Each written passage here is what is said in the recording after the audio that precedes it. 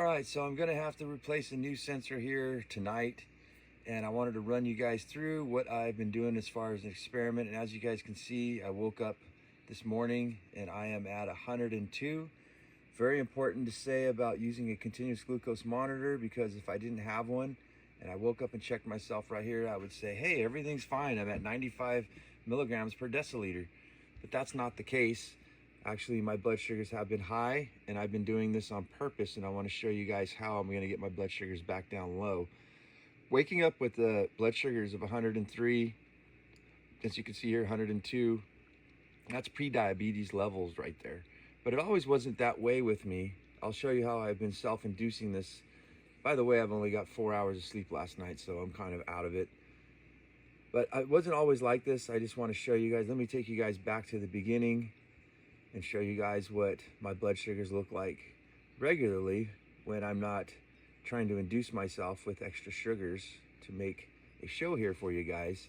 But this is what I'm usually used to. The bottom line, right just below the optimal glucose range, especially when I wake up in the morning. This glucose monitor only goes back about 10 days, so we can't really get too far into the thick of things. But as you guys can see here, blood sugars on this day here were 87 milligrams per deciliter waking up in the morning. That's usually what I'm used to.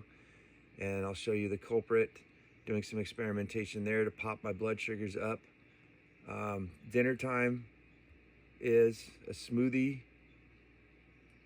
I think I even had bacon wrapped hot dog burger. I ate extra calories just to see what would happen. And what I want you guys to notice is it takes a while for your body to really start, like for me, I'm trying to pump sugars into my body to show you guys what it'll do. And as you guys can see, my blood sugars were still pretty damn normal here. As we roll through, you can see overnights, it's just low 90s, even 70s here, 80s. And until I woke up, we can say around 89. This is what I'm used to here. This is actually perfect blood sugars. I'd like to get it down a little bit lower. I prefer like around 95 to 80, but that's actually really nice there. So that's a morning there. And as you guys are going to see the progression of this, especially from my dinners, egg smoothie. You're going to see my blood sugars still good. Whoops. Not the most sophisticated technology here for myself. I am tech handicapped. But as you guys can see in the morning here, same thing, 84. That's really good. But this is where it starts to get interesting. Right, this is 10 days back, my friends. So right about here is when I started to eat the the green apples, and basically introducing more sugar and carbs into my diet. And I was doing that before as well with the smoothies and some fruits. And as you guys can see, this is where it's going to start to get really interesting. This is where blood sugars start to get a little up on the higher spectrum, especially when I woke up in the morning. So you guys can see here, I woke up in the morning with about 102, looks like 105. Look at these numbers here. And again, a continuous glucose monitor is really, really important, because I wouldn't have known that I was 104 or 109 here first thing in the morning, because I probably would have went off, probably maybe even somewhere around right here, if I did a blood sugar stick, and which only gives you blood sugars in that moment's time. I would say, oh, I'm at 84, everything's great. But I would never have seen these numbers here. Oops.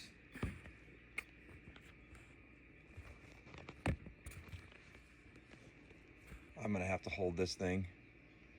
I would have never been able to see these numbers here if I didn't have a continuous glucose monitor on hand at all times. So as the week goes by here, guys, you're going to see more and more of a high blood sugar spike during the evenings. You see that? Are you guys following me here? You're going to see my mornings where I wake up. Now, it does take a while. Again, I woke up at like 91, 98, but I did have 101 to 97 to 104 here. And we're just going to keep going, because I have to replace my sensor. And the first day, really just, you might as well not even have a sensor. You'll see why on tomorrow's video. But yeah, as you guys can see here, Let's wake up in the morning, and you guys can see 104, 108. There's that little dip again, and that's really, really high. I'm not really used to that. I don't really like that. I wanted to show you guys that this is actually self-induced, as I said.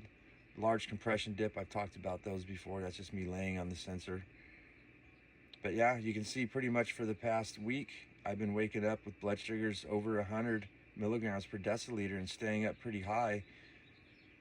So this is all about the morning here, the morning blood sugars. Today, as I said, I woke up about 102. I'm going to call probably about 102, and we're going to go from there and see what happens now if we can get rid of being a pre-diabetic, because these are pre-diabetic levels, my friends. So what I've got to do is I have to start intermittent fasting. I got to stop eating apples late at nighttime before I go to bed, and try to get those blood sugars down. And that's what I want to do to inspire you guys, to show you what's possible. So that's going to be moving forward. We'll see what we can do to get those blood sugars down. I want to help you guys and show you how it's done in real time.